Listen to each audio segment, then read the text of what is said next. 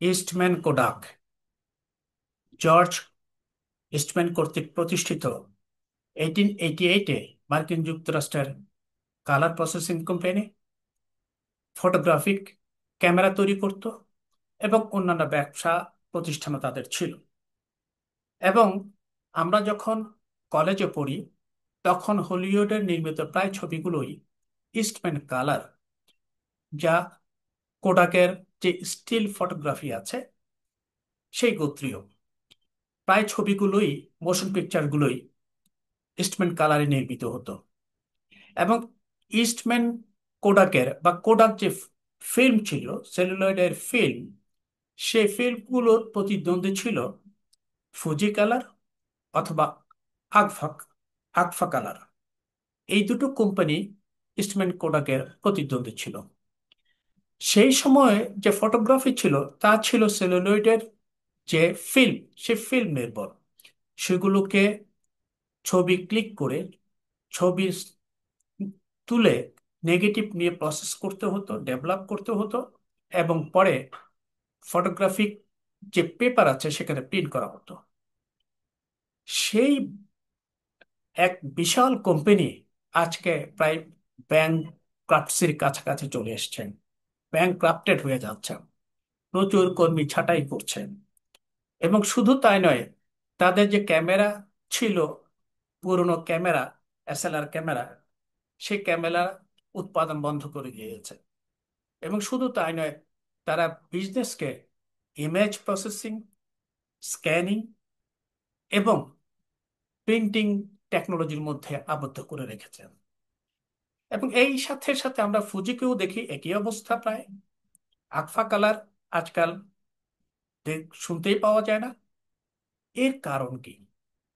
দেখুন, আমরা যে কোডাক কালারের কথা বললাম, কোডাক কালার এবং ফুজি কালারের ভিতরে একটা পার্থক্য ছিল, সেটা চোখে দেখলে আমরা বুঝতে পারতাম।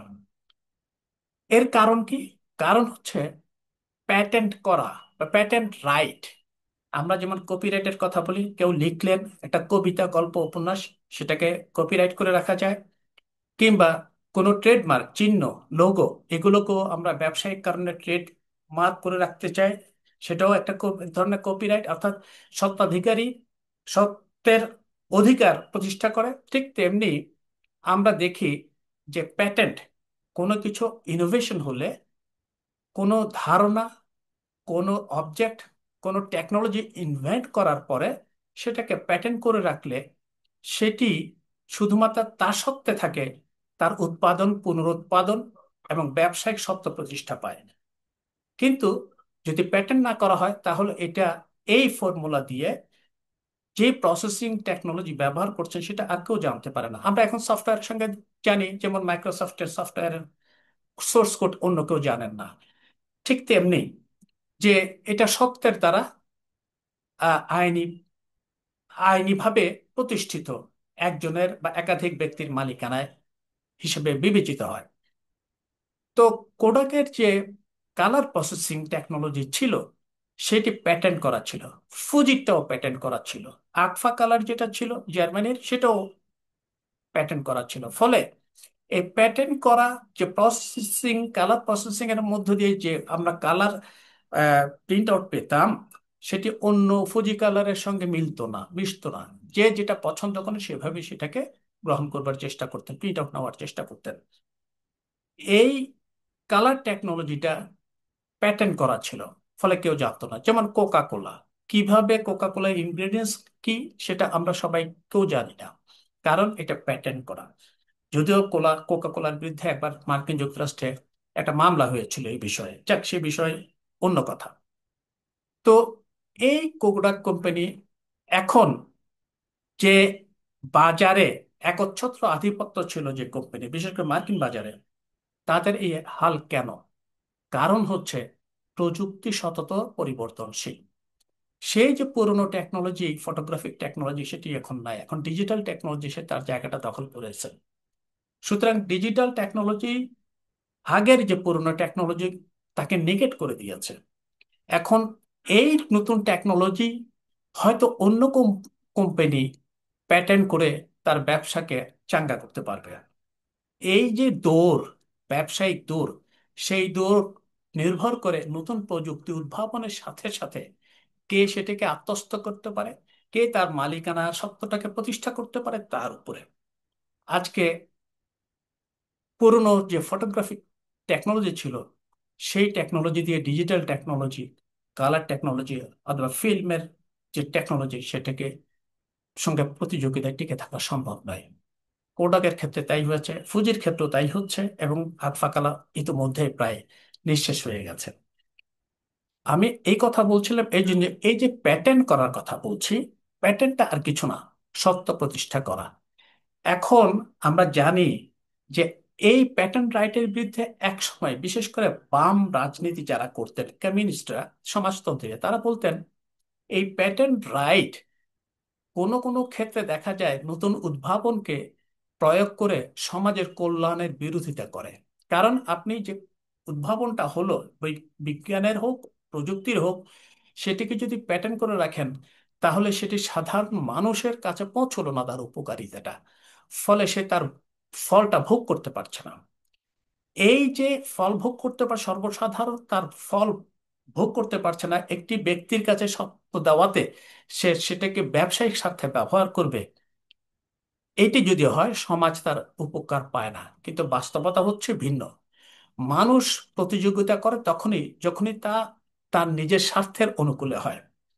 যিনি পুঁজি বিনিয়োগ করছেন এবং পুঁজি বিনিয়োগ করার ফলে একটা যে উদ্ভাবন হলো, যে মানুষগুলো পুঁজির বিনিয়োগের ফলে রিসার্চে, গবেষণায় নিজেকে নিয়োজিত রেখেছিলেন, তারা যখন নতুন কিছু উদ্ভাবন করেন, তখন সেটি মালিকানা যায় যিনি বিনিয়োগ করেন, উদ্যোক্তার কাছে। সুতরাং উদ্যোক্তা তার মালিক, উদ্যোক্তা আইনিভাবে সেটাকে প্যাটেন্ট করে রাখেন। এই যে ব্যক্তি মালিকানা, সেটা জমির ক্ষেত্রে হতে পারে, ইন্ডাস্ট্রির ক্ষেত্রে হতে পারে, নতুন সফটওয়্যার উদ্ভাবনের ক্ষেত্রে হতে হতে হতে হতে পারে, অথবা ইনট্যাঞ্জিবল, অথবা যেটাকে আমরা বলছি চিন্তা চেতনা ধ্যান ধারণার ক্ষেত্রেও হতে পারে।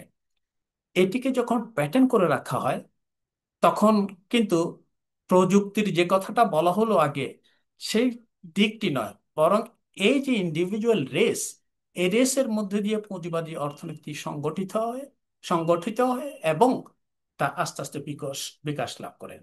ব্যক্তিগত মালিকানা যদি না থাকতো, প্যাটেন্ট রাইট যদি না থাকতো, তাহলে কিন্তু ব্যবসা বাণিজ্য কখনোই ফ্লারিশ করতো না, উন্নত হতো না।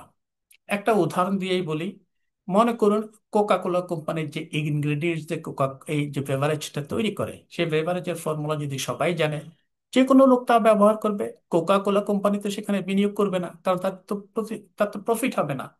সুতরাং সে এই বিনিয়োগে যাবে না। যদি প্যাটেন্ট রাইট না থাকে, ট্রেডমার্ক, যে একটা ট্রেডমার্ক করা যে এটা একটা সত্য, সেই সত্য যদি না থাকে, তাহলে ব্যবসা ফ্লারিশ করে না।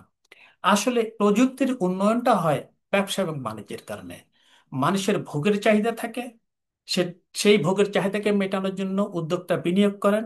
কিন্তু বিনিয়োগ করার সাথে সাথে যে টেকনোলজি দিয়ে পণ্য উৎপাদন হয় তা সতত পরিবর্তনশীল, এবং এই পরিবর্তনের ফলে যে নয়া নয়া উদ্ভাবন হয়, সেগুলোকে যদি আপনি সত্যের মধ্যে না আনেন, তাহলে কিন্তু কেউ সেখানে বিনিয়োগ করবে না। এই জন্যই আমরা দেখি কোডাকের যে কালার টেকনোলজি, প্রসেসিং টেকনোলজি, সেটি ফুজির সঙ্গে মেলে না। দুটোই উন্নত মানের ছিল, সেই জন্য তার ভোক্তা ছিল। বাজারে আরো ছিল, তারা হারিয়ে গেছে। কারণ তাদের যে উৎপাদিত পণ্য, সেটি হয়তো মানসম্মত হয়নি, অথবা ভোক্তার কাছে আকর্ষণীয় মনে হয়নি। সুতরাং সমাজ উন্নত হয় শুধু ব্যবসা বাণিজ্যের উন্নয়নের সাথে সাথে। যদি সমাজে ব্যবসা এবং বাণিজ্য উন্নত না হয়, তাহলে নয়া নয়া প্রযুক্তির উদ্ভাবন হয় না। এবং নয়া প্রযুক্তির উদ্ভাবন না হলে এই প্রযুক্তিকে নির্ভর করে নয়া সামাজিক সম্পর্ক প্রতিষ্ঠা হয় না। নয়া যে আমাদের অন্যান্য সামাজিক প্রতিষ্ঠানগুলো আছে, এমনকি ফ্যামিলি থেকে শুরু করে, বিদ্যালয় থেকে শুরু করে, স্কুল কলেজ থেকে শুরু করে, ব্যাংক থেকে শুরু করে, কোনো কিছুরই পরিবর্তন হয় না। যদি শিক্ষার কথা বলি, তাহলে বলি এই যে আমরা ফ্যাশনের কথা বলি, আমরা ডিজাইনের কথা বলি, প্রযুক্তি না থাকলে কি ফ্যাশন করা সম্ভব, না ডিজাইন তৈরি করা সম্ভব? ডিজাইন, নয়া নয়া ডিজাইন তৈরি করবার সামর্থ্য বাড়ে শুধুমাত্র যদি নয়া নয়া প্রযুক্তি আসে।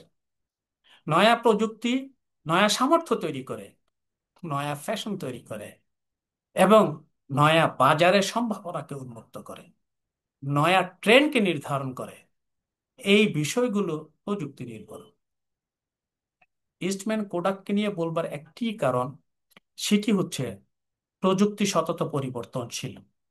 প্রযুক্তির এই পরিবর্তনের ধারায় যদি নয়া উদ্ভাবক, নয়া বিনিয়োগকারী তাল সামলাতে না পারেন, নতুন বিনিয়োগকে আমন্ত্রণ করতে না পারেন, সামর্থ্য অনুযায়ী প্রয়োগ করতে না পারেন, তাহলে তার যে উপযোগিতা, ব্যবসায়ের উপযোগিতা, সেটি আস্তে আস্তে নিঃশেষ হয়ে যাবে।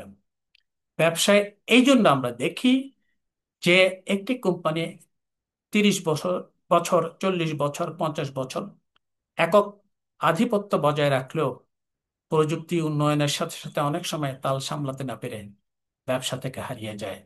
আমরা যখন পত্রিকায় কোনো নামকরা প্রতিষ্ঠান, 150, 200, 300 বছরের প্রতিষ্ঠানকে ব্যাংক্রাপ্টেড হতে দেখি, তখন মনে রাখতে হবে এই ব্যাংক্রাপ্সির একটা বড় কারণ কিন্তু প্রযুক্তির সঙ্গে তাল মিলিয়ে চলতে না পারা।